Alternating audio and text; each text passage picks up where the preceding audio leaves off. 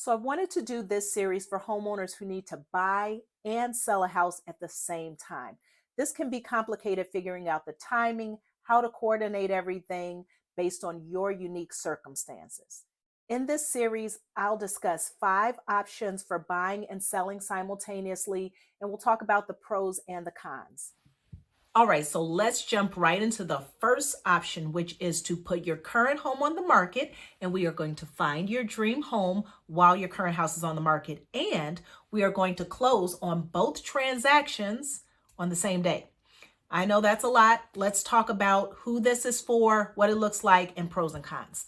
So my clients who go for this option, usually it's for a couple of reasons. One is they don't qualify to carry their current mortgage and a mortgage on a new house at the same time, right? So they need to offload this current house in order for them to be able to get their mortgage for the new house. Now, don't get me wrong, you can get pre-approved, right? But that pre-approval that they have is based on them.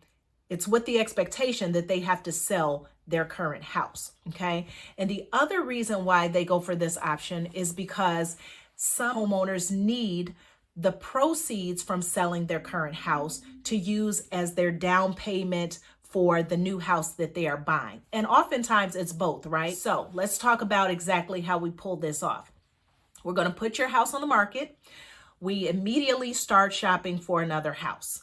When we find that house, we are going to make an offer on it. The offer is going to state in it that it is contingent upon selling your current house. Okay. Now, the other thing we're going to do, as I mentioned, is close on both on the same day. So we would line up the closing dates so the closing date for the new house you want to buy is on the same day that we are planning to close on your current house. Now, if we haven't found a buyer for your current house yet, that's okay. We'll just, once we get that transaction under contract, we will make it line up with the date that we have put for the house you're buying.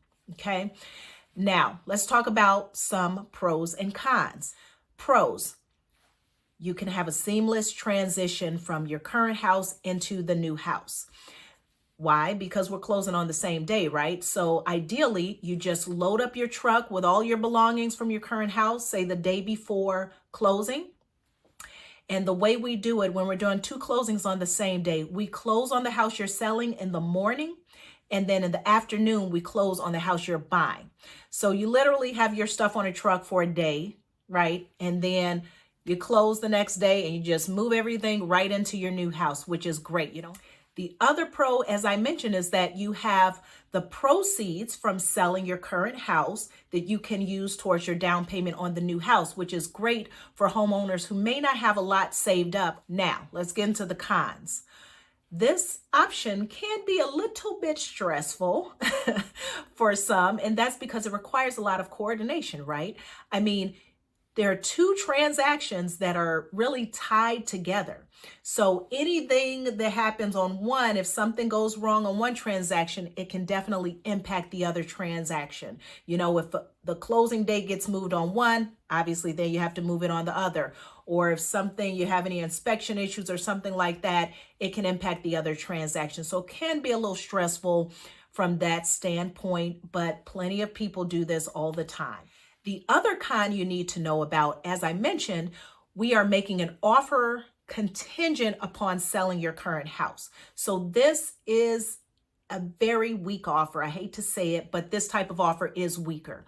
So think about it this way. When you make an offer to the seller of the house that you are buying, it is contingent on selling your current house, which means that seller has to be willing to take on that risk, right? Because they understand if anything goes wrong with selling your current house, guess what?